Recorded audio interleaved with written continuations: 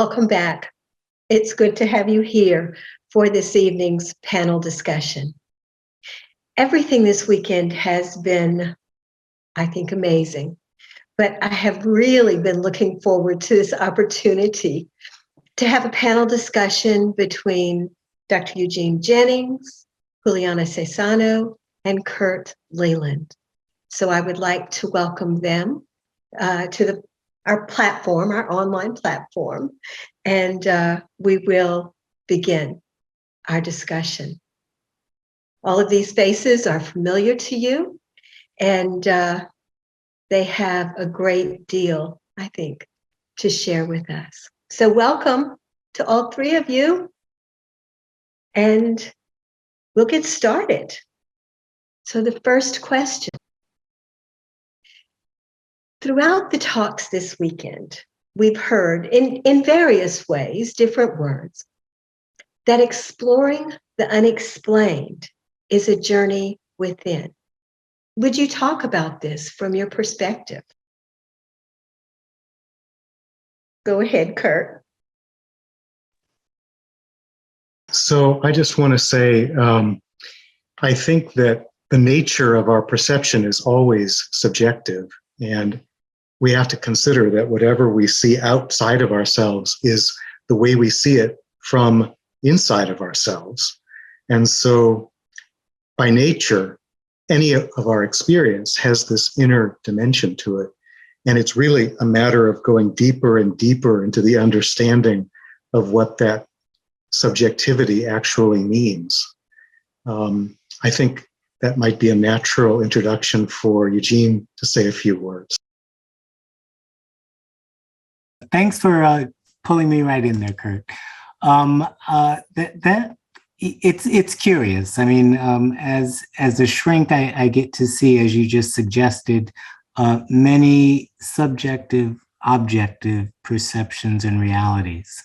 And for my own self, I guess I feel humble enough to be able to use all of that information to go in. And one of the ideas that I usually ask whoever's in front of me when they're really having a hard time or a happy time, and then I simply ask, if you are really discontent with yourself, if you can show me yourself, then I can help you be more discontent or experience more discontent. And so likewise, I have to ask myself, in the midst of all of this, where is myself? And so that begins, in a sense, my journey inward. And clearly in that realm of psychiatry and in Theosophy, it's always neti-neti. And yet it's got to be an awareness that exists independent of anything that it makes objective. And so that automatically includes bodies, feelings, thoughts, sensations, ideations, aspirations, likes, dislikes, etc. So the task for me is to get rid of all of that and to even embrace, which is hard, obstacles and hard times, because retrospectively, I recognize that there was something there that something inside needed. And so trusting life, embracing life in whichever way it comes, and getting rid of what I feel is extraneous to that center of myself helps me get through and enter into that internal journey. And so I can get rid of a lot of the emotional baggage, the feeling states, the like states, the dislike states, and even the who do I think I am state, because I have never found myself yet, which is good, because then I can't feed myself. And so now, Juliana.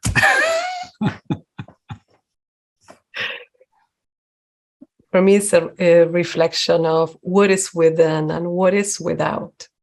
From a certain perspective, we have a sense of, who we are, this center of perception of consciousness that's an individual, but at the same time, the without is so connected and sometimes an effect of the within. So to me, is the reflection of my own life in the ways in which I experience this unfoldment, and most of all, how much I seek without the knowledge of others, the experience of others, and how much I balance that with my own perception and the trust that I also have the answers. So I feel that whenever I trust too much in the outside answers, I am not putting enough energy in seeking the answers within. So it's finding the balance between those two and appreciating both greatly. As I have this weekend with all the knowledge that has been shared that can enrich our inner world so much. Thanks to all of you for those responses. So and this is very theosophical in perspective, or at least from my perspective. Almost all of the talks this weekend have included some aspect of karma and ethics in relation to psychic phenomena. And whether that was pertinent in your specific talk or not, what are your thoughts about karma, ethics, and psychic phenomena, please? That question actually takes me back to the question about samskaras and skandhas. And in all of the works that we use, primarily Patanjali's, the Bhagavad Gita, The Voice of the Silence, Light on the Path, the ethics and the right views are absolutely necessary to begin with. And the idea, at least for me, is that one of the answers that I had given was that the samskaras are eternal. In other words, they're not in time and space. So if we think about Jude's talk this afternoon, when she spoke about information, that information is constantly coming out and formulating the appearance of life, and yet then we put more information in. And so that realm of samskaras then formulates the skandhas. And so when we look at the fact that we are an aggregate of skandhas, and the voice depicts that very nicely in terms of the stages of meditation that it's recommending, then we can see that if our basis is without morals and without ethics, we're perpetuating a very downward spiral because we're generating impressions that get laid out in that field of samskaras that are amoral, and then they can only precipitate like rain into the nature of our skandhas as those forces that direct our actions independent of what we want. And so without that moral and ethical nature and action, we actually go in the very opposite direction. And even if we have psychic abilities in that context, they're going to be muddied, cluttered, and infected in a way that will hinder and probably infect those that we're trying to work with in terms of exchange of energy, whether that's mental, whether that's psychophysiological, whether that's astral in nature, etheric in nature. It just doesn't matter. It pervades our entire nature. And so if we are going to, number one, begin to disidentify with the skandhas, and then number two, make them as sattvic or as translucent as possible, the more we use those morals and ethics, and the more we distance ourselves from the attachment and the fruits of action as such, the more free we become as a center through which just that deific force emanates, radiates, and impacts the light that surrounds us. So for me, karma is central to that entire process. One of the things that I really love is, and have been looking forward to, are the different perspectives and the different ways that expand our awareness from the different perspectives that everyone shares. Huli or Kurt, do either of you feel inclined to jump into the discussion at this point? Go ahead, Huli, and then Kurt. I would let Kurt, and then I'll add something at the end, I think. Okay, thank you. So I was requested a couple years ago to write a paper about Annie Besant as an ethicist.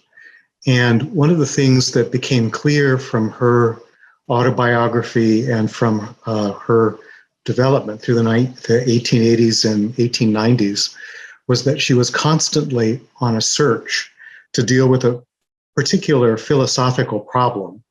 So when I say philosophical problem, what I mean is one of the basic issues that anyone who wants to call themselves a philosopher really has to deal with.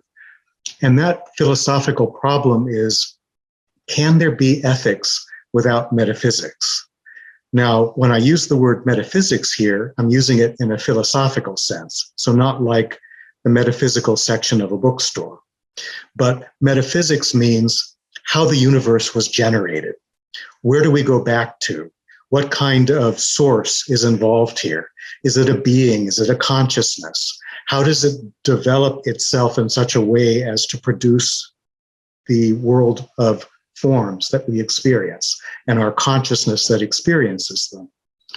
So she paired up with an Indian philosopher much younger than she by the name of Bhagavan Das, who was something of a philosophical prodigy.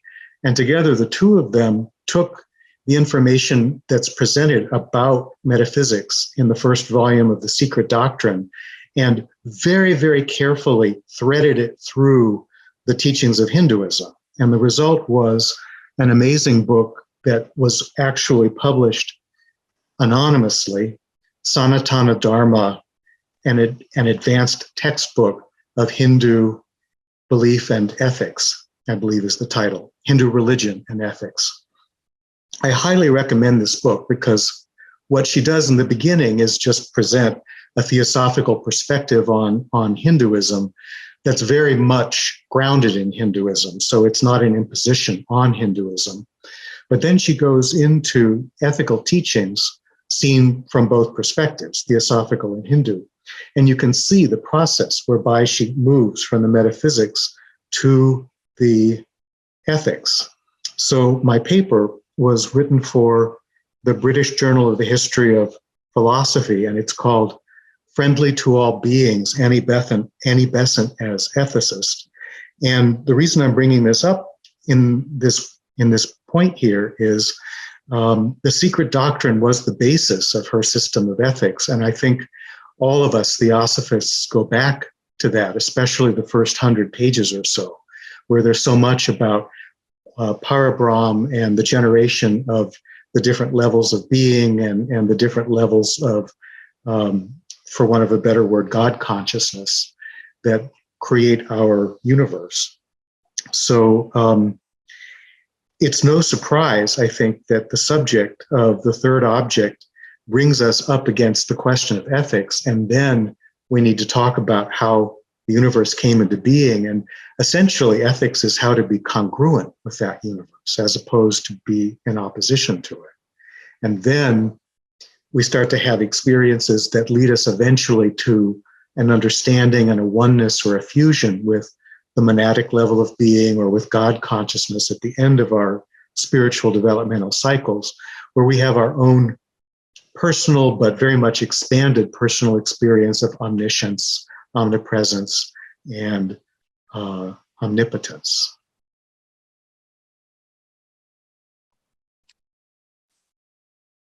I relate this question to things that Eugene and Kurt presented in their talks. And Eugene talked about the difference between psychic development and spiritual unfoldment in connection to which principles are involved. I don't want to misquote you, Eugene, but it was the idea and the way I interpreted it, that when it involves the upper triad, we're talking about spiritual unfoldment. When it involves the lower quaternary, we're talking about psychic development. And I appreciated Kurt's point on that. He made it more tangible to, okay, so what does that mean when it comes to me or to you, to a person? And he talked about selfish versus unselfish, power-based versus, allowing, conceptual versus service-oriented. And to me, that's always going back to, okay, so what is it that we experience? Since we know that spiritual ambition can take many forms. So how can we distinguish when there is a certain, when our intention is polluted by something? Sometimes we become very intense in our search. And so I was looking into the ways in which each one of us can see and say, well, maybe this intensity with which I'm working may have a hint of ambition, and I need to soften on this. So just reflecting on how that plays a part in the day-to-day experience of living the spiritual life.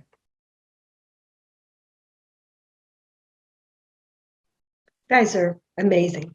And I feel very fortunate to be front and center as you're answering or responding to these questions.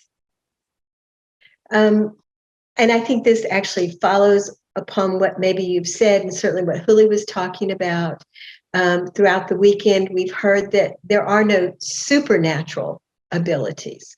Would you talk about this from your perspective, including the concept of spiritual unfoldment and psychic abilities versus the forcing of unfoldment and psychic abilities?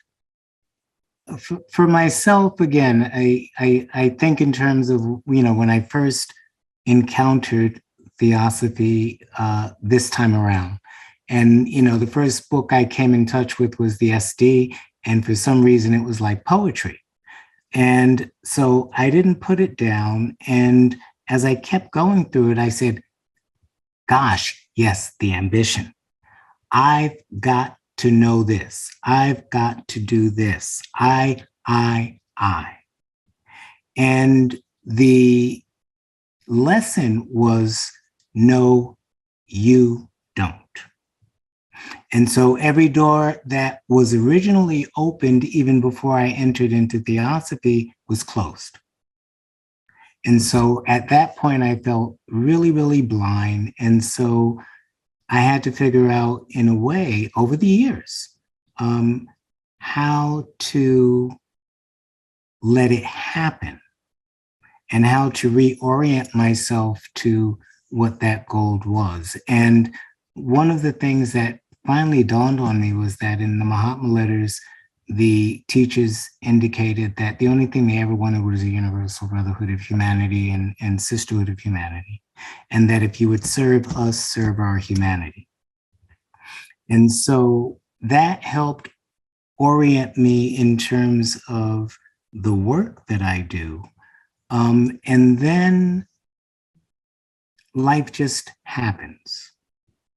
And you look at what they say you're supposed to do. And for me, it's always been getting rid of ego personality. Because if that's the hub, then if I realize that it doesn't exist anyway, because again, I haven't found me yet, then it shouldn't be there as an obstructing factor.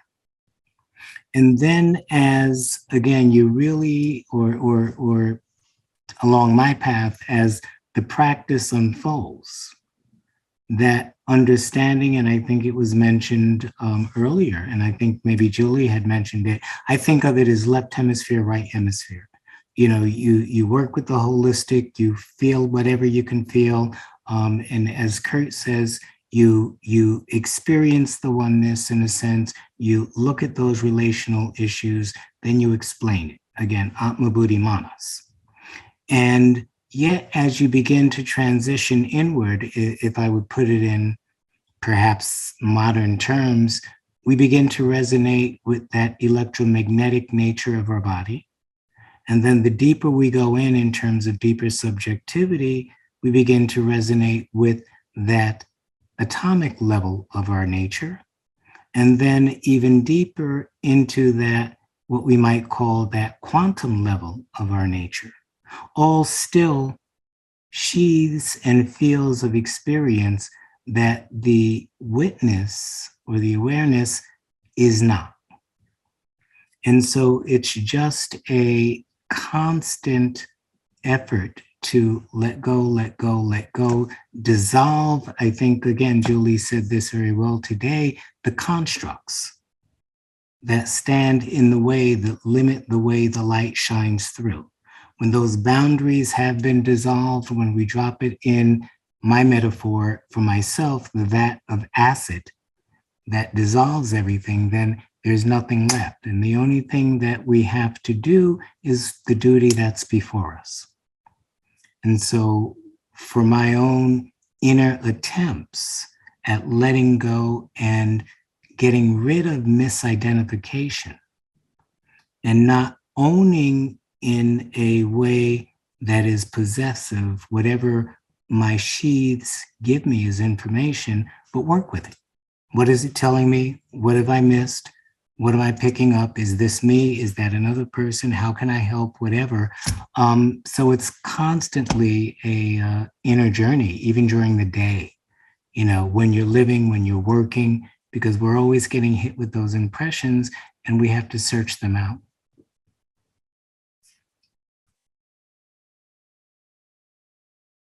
Uli, if you always want to come in at the end, that's fine with me. Just barge in otherwise.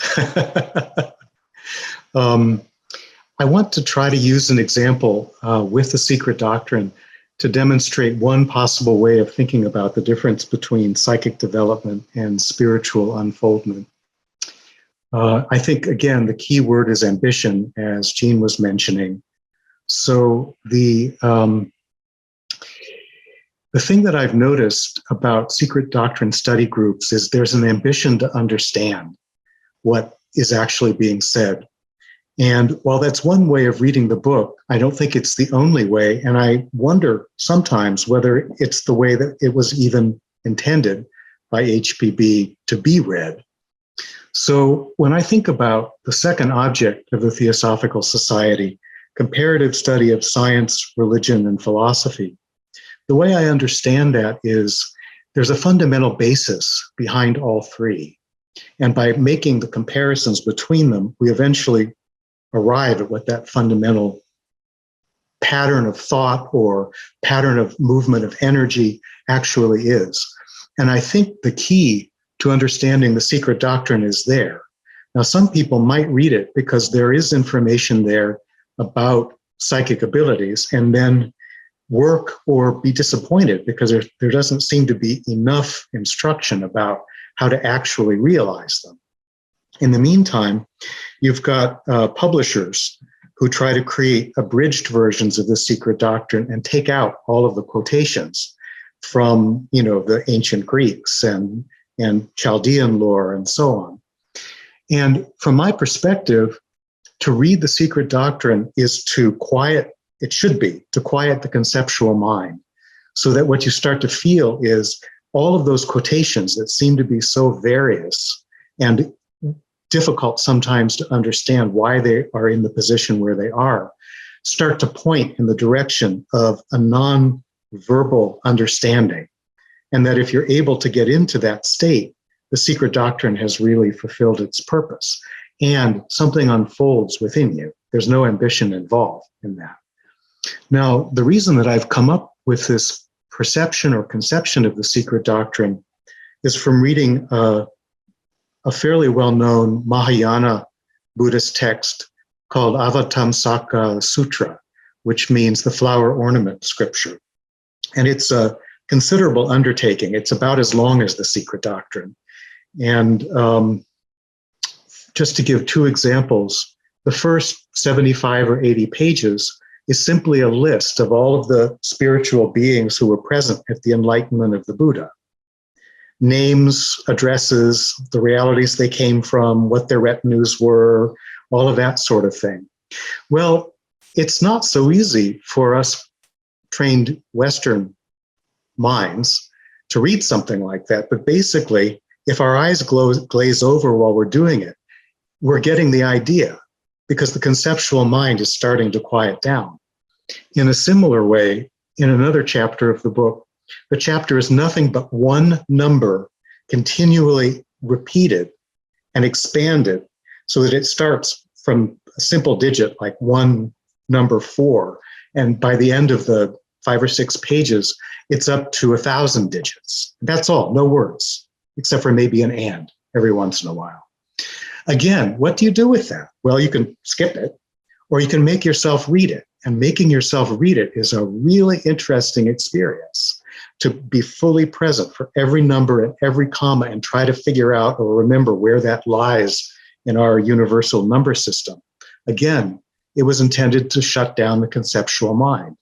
So anytime that the conceptual mind is shut down, there's an opening for unfoldment, because the conceptual mind is the source of the ambition and the reaching out and the grasping and the likes and the dislikes and all of the things that make what I listed on the side of one slide of my talk, psychic development, such a problem. Opening into a non-conceptual experience, however, is more like what Jean was talking about, the powers or the gifts or the idis of the ego or ego, the higher self. And I don't think we can get there by any form of ambition. And it's this quieting or transcending of the conceptual mind that does it for us. See, Kurt, I knew you were going to give me something to talk about. I was just reflecting on what both of you were saying and relating it to what Kurt was sharing about the different temperaments, and seeing how, like, the work across the board seems to be the same for all of us, which I think is what Kurt was pointing out, and also Eugene, of the quieting of the conceptual mind that we can say in many different ways. That's one way of saying it. And I was just reflecting of the different avenues to which we can arrive at that, the reading of the Secret Doctrine being one, for those who have a special, Jean, you said, I read the Secret Doctrine was poetry to me. So I think that shows what kind of impact that has on you, and that eventually you can enter in that state of quietness and quietude because of that high idea, that high thought. And in the same way, people with other temperaments arrive into that stillness through the appreciation of another, or through a devotional, more of an emotional, loving feeling toward a teacher or God, more in the abstract form, or more in a concrete form. Other people can experience the same thing through service, perhaps. But eventually the task is to arrive into that stillness in which the mind becomes like a complete lake, it has been said, and can reflect reality, or the ray of who we are, of that light that we are, can shine through us. And in that way, there is really no supernatural ability, but just the natural unfoldment of who we truly are, as we allow that process to happen. Like the flower, someone was referring to that, the flower opening at the right time, We can't hurry that process. It's being held by the elements. The elements come to assist. So we face challenges, and the challenges create this resistance for us to awaken to new experiences. So it's a combination of following our temperament, being open to what life is bringing, paying attention to if there is inner ambition or not, how it can disguise itself in different forms, learning from others, and so on.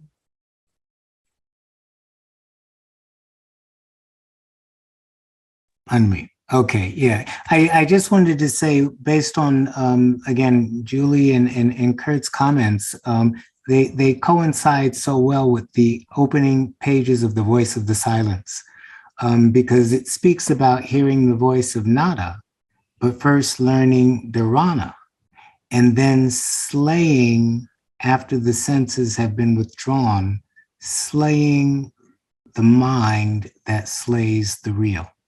And so that whole conceptual mind, another great article, I think, is HPB's Sevenfold Division in Esotericism. It's probably in The Theosophist and in 5 Years of Theosophy, the book. She points out that Manomaya Kosa is that illusionary producing world delusional mind. And so as Kurt was saying, and, even in terms of the devotional, as Julie was saying, once we get past that, there's just something else that happens. I think all of you have said in some way, shape, or form that it's just right there for us, if we will just allow. So another question.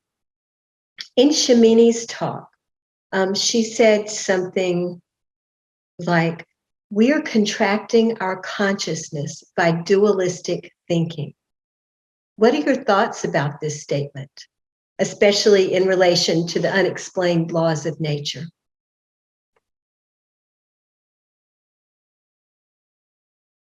I have to pass on this one because I didn't hear the talk, and I don't know what sense she was using dualistic thinking. There are so many possible definitions of that.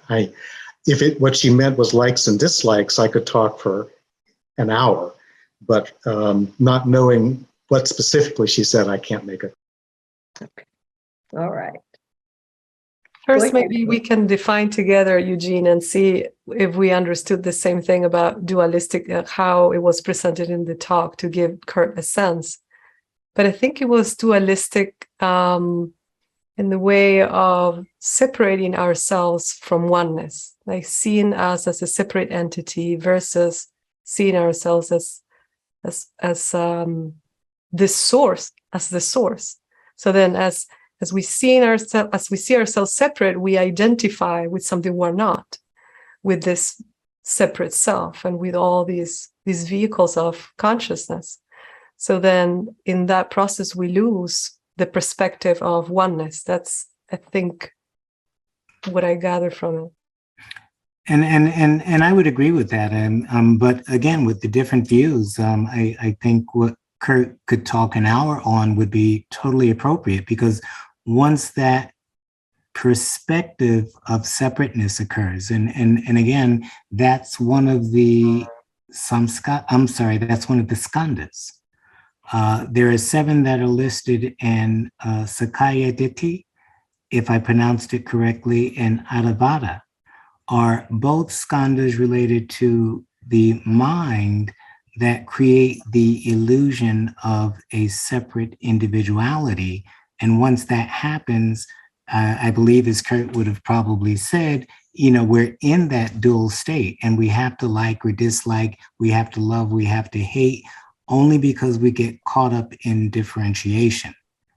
And in that process, as Julie is saying, if we're not constantly going in between, our thoughts, in between our conversations with people, in between, going from one store to another, if we're not constantly trying to habituate to that inner realm of total presence, or, Kurt mentioned omnipresence, omnipotence, omniscience, whereby we're touching everything, even what we dislike.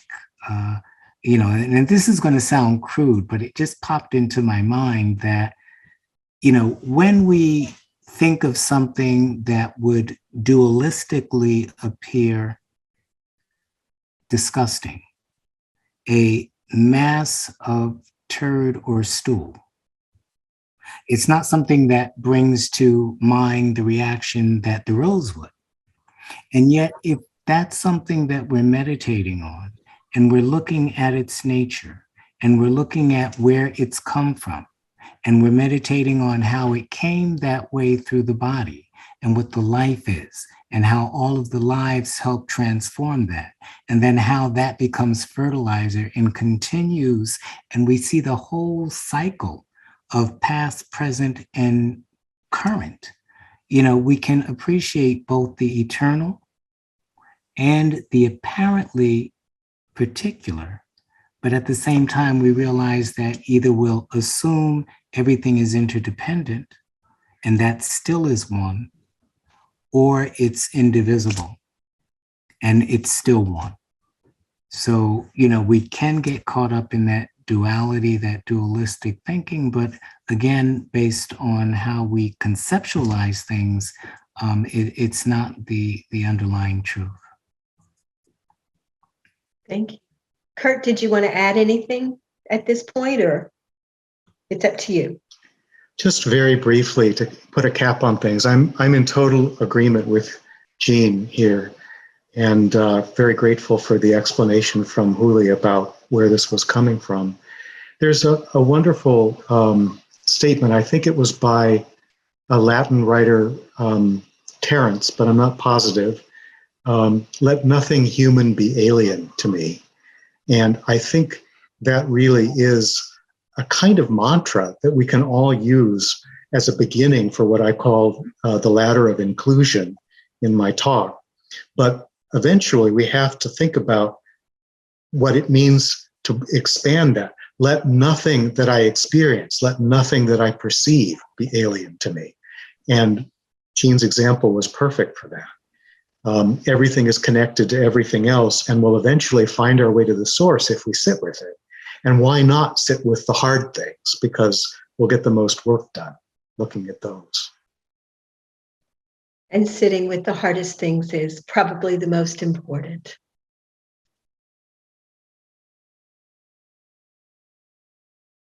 To paraphrase Jude, because the universe exists and evolves as a unified entity, it knows itself in its totality beyond the limitations of time and space. This reminds me a bit of the three fundamental propositions in the poem to the Secret Doctrine, especially the first one. Would you share your thoughts about Jude's perspective, and if you perceive that there's any relationship there to the three fundamental propositions? Please. Eugene, we're probably going to start with you again. I'll unmute.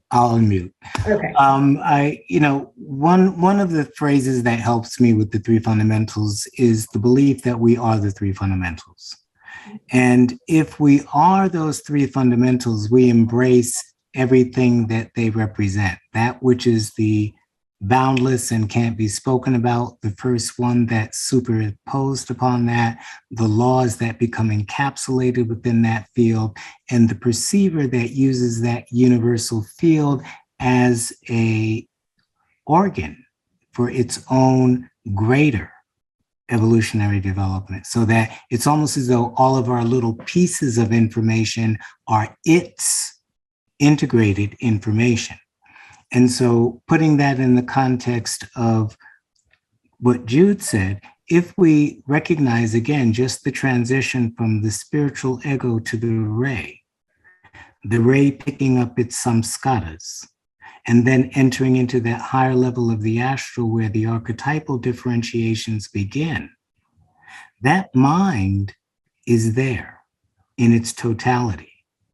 Its own skandhas and samskaras create that apparent differentiation, which is still its rays and its life.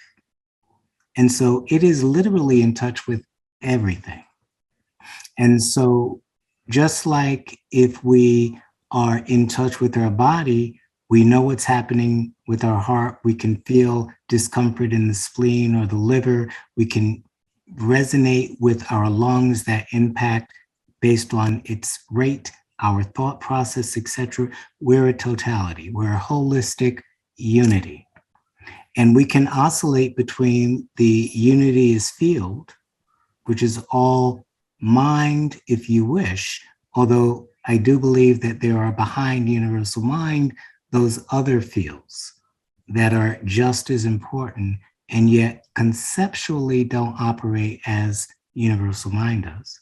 But then if we're looking outwards, again, Manomaya, and Maya, as HPB says, it's Maya, Avidya, and Gunas that then generate the principles through which we get caught up in this illusionary but real aspect. And so if we're looking at that process, mind always is integral, it's one. And it can, just like we would meditate on different chakras or try to experience the intelligence that is behind the force that generates the energies that then manifest as hormones and chemicals within the body and neurotransmitters, we're in touch with all of that.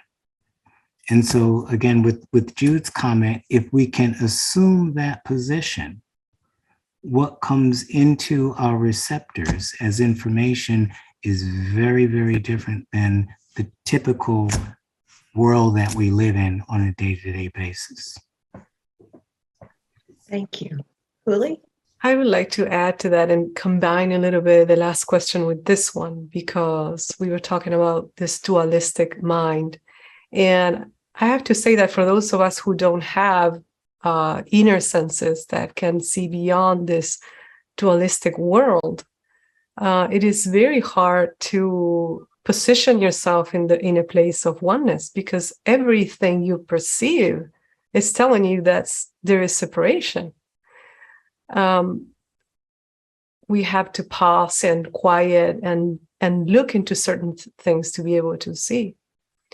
So what Jude said places ourselves, this is, the universe exists and evolves as a unified entity and knows itself in its totality, is to me another way of helping ourselves to be in the atmosphere of the eternal.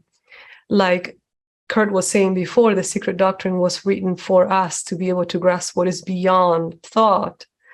I feel that this is the convergence of science and esoteric philosophy to make the same point, to take us to a place in which there are really no words.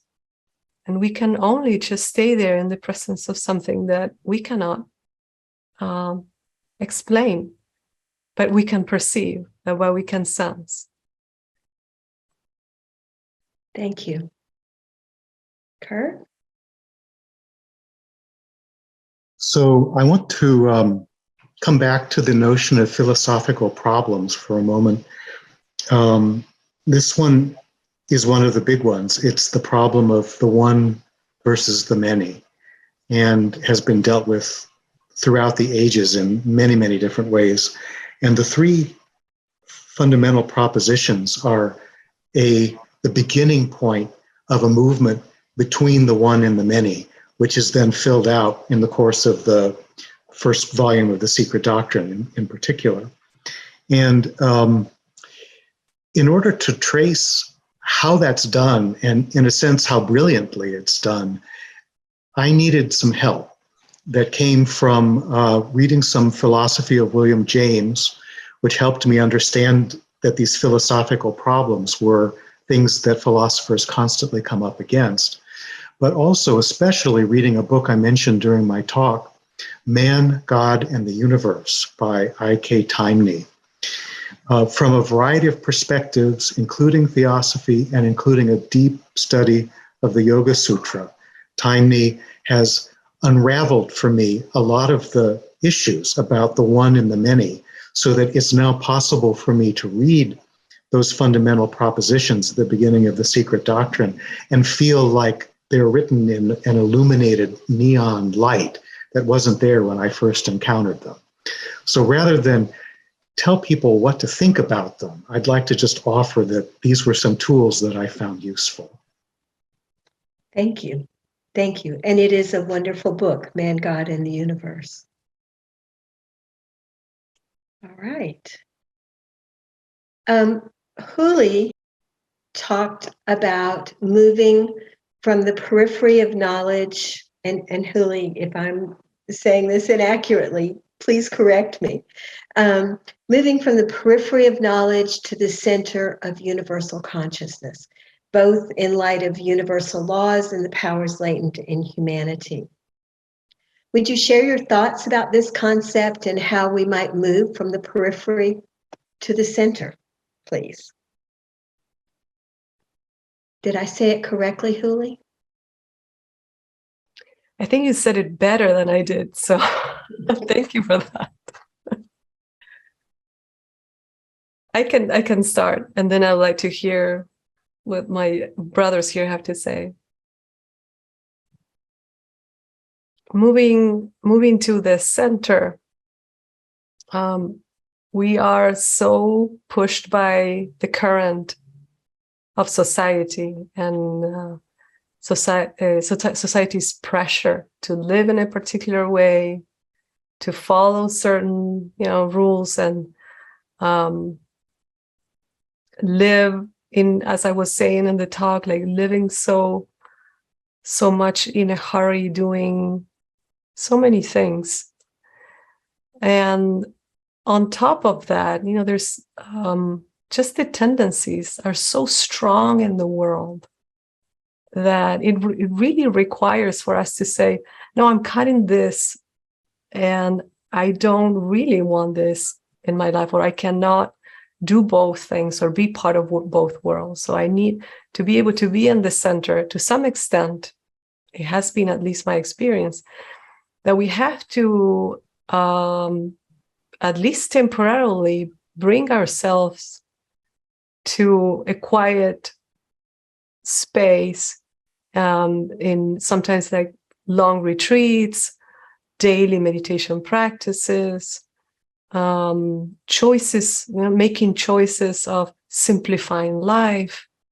It's like really like not being able to serve both places or areas and just one. So in that choice, I think we begin to distinguish the important from the unimportant.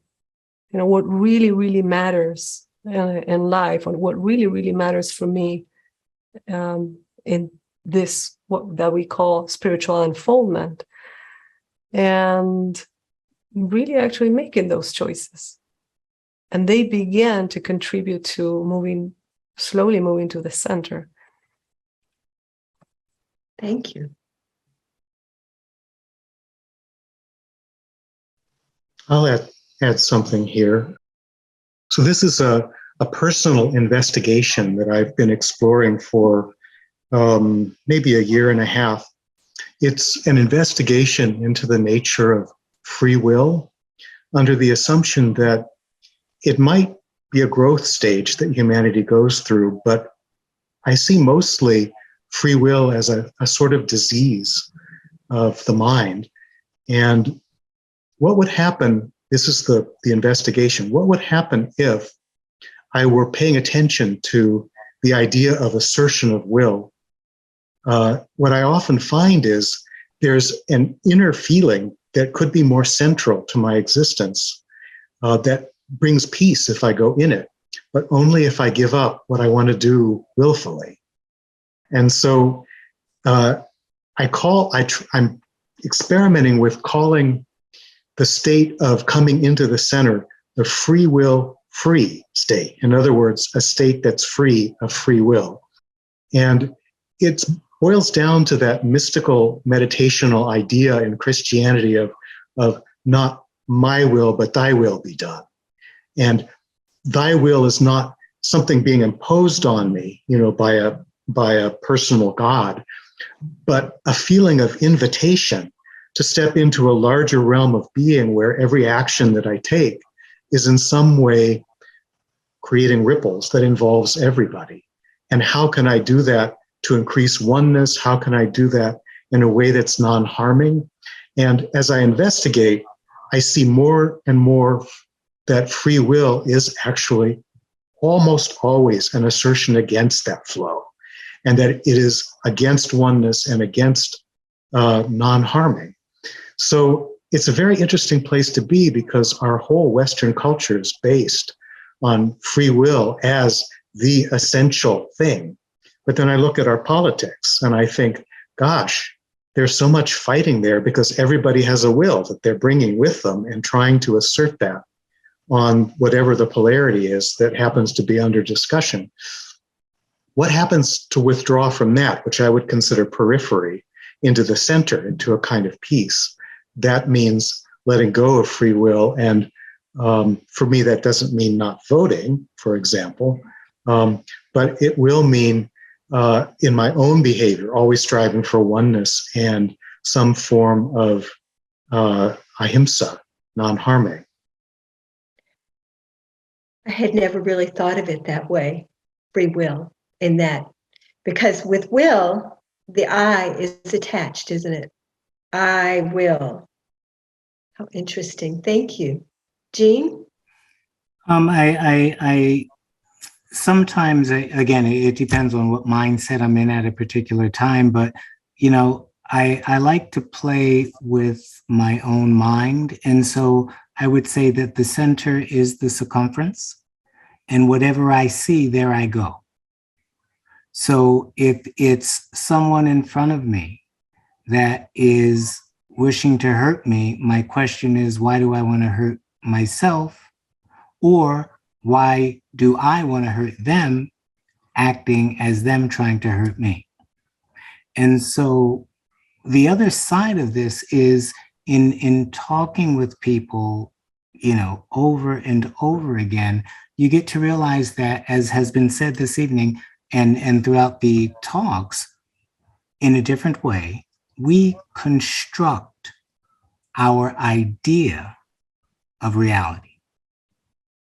And so if we construct it, then we can destruct it. And so during that process all day long, there's a constant back and forth in my mind. This is real, but it's not real. It's been constructed. How can it be deconstructed? And that's for me as well as for whoever's in front of me, because they've constructed an image that they believe in and cemented together that is now causing pain.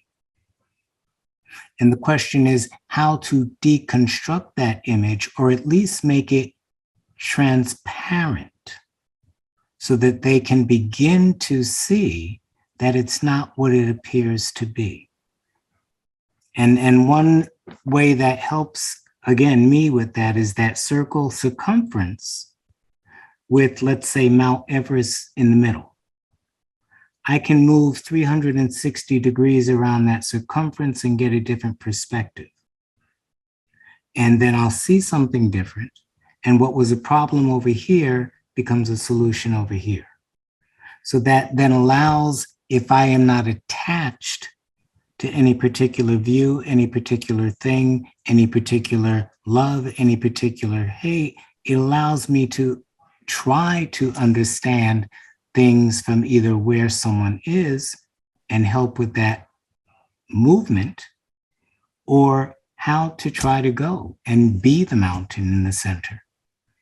So, but all of that just, again, it points to the fact that the illusionary nature is really superimposed upon basic facts. You get in front of a car, it hits you, your bones will break.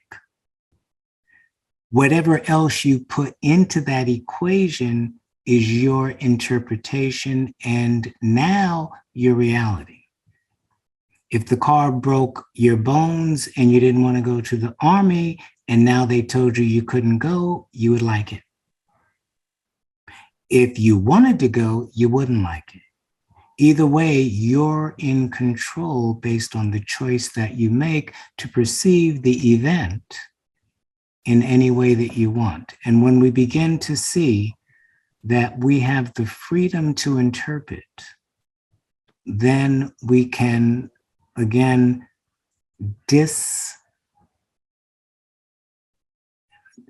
we can free ourselves from ideas that try to lock us in. And one short note, I mean, it's a terrible example, but I often use the 9/11 event for those that are old enough as a question.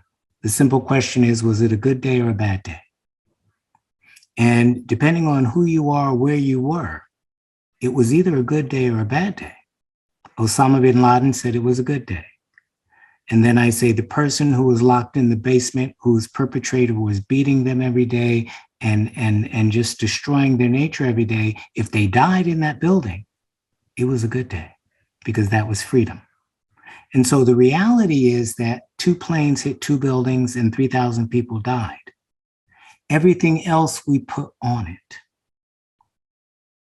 And when we realize that we then covered up the event with our own narrative and made it good or bad, that gives us some insight into the fact that we're constructing our reality every moment of the day. And if we can realize that and work with that, then we are not as overcome. And that same idea pertains to personality and who we think we are. So again, that circumference and that center is a constant oscillation that embraces and also at the same time recognizes that these are just pieces that we're superimposing upon something that is both center and circumference. Wow. Thank you so much. Thanks to all 3 of you. This has been phenomenal. Before we close, and I know you're not expecting this, so I apologize, but is there anything that you want just to add as we draw to the close of this panel discussion about the discussion, about the weekend, or just about anything that you wish you may have said or whatever? Just sort of an open invitation. Go ahead, Huli. It's just gratitude. This was a challenge for me. And with that comes, the gratitude of being part of it. And also what I learned this weekend, how much the contributions of others really got me into a place of, like I said earlier today, reshaping, revisiting, even images. I have images in my mind I have had the whole day after Jude's lecture. And I really appreciated the diversity of the talks and the participation of everybody who's here. Thanks, Huli. Jean or Kurt, it's open to you if you wish. I just want to say, I mean, I usually identify myself as a ULTer. But as usual through ITC, etc., it just didn't matter, and it was wonderful to be present. I feel honored to have been just invited to share with everyone that was here, and looking forward to more. And I just wish, again, even some of us in our own cubby holes about what Theosophy is and what it's not, could just listen and share and realize that Theosophy is bigger than any worldview we could ever conceive.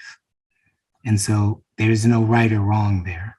It's just as I think Kurt put well, that greater inclusive circle. And if we are reading the secret doctrine, we realize that it gives us a language to talk with everyone in any way, wherever they are, at any time, all, as Julie said, reaching that goal. So I just want to thank you guys and gals for, letting me participate. We're very grateful. The ageless wisdom is the ageless wisdom, whatever humans give to it. Yes. So, Yes. thank you. Kurt, did you want to add anything? Again, just if you wish. Yes, just again, a great thank you for the organizers and for our technical team working behind and for all the people who have attended these talks. The thing for me, living in Boston where there is no local theosophical group, it's always wonderful to have the opportunity to rub shoulders with theosophists who are actually living the principles. And those of us who are honored to be teachers within the organization, such as Uli and Jean and myself, there's nothing more enjoyable than being in a situation like a panel discussion like this, to find out where we're congruent under different terms. And at the same time, we have a life experience that takes us to the same place by a diversity of pathways and demonstrates the validity, even these many years since the founding of the Theosophical Society, how relevant it still is to individuals, and we keep hoping it will be recognized, humanity. So thank you, Barbara, for this opportunity. Thank you.